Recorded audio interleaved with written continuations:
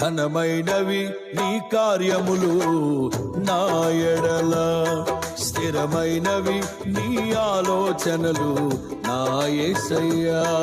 ఘనమైనవి నీ కార్యములు నా ఎడల, స్థిరమైనవి నీ ఆలోచనలు నా యేసయ్యా.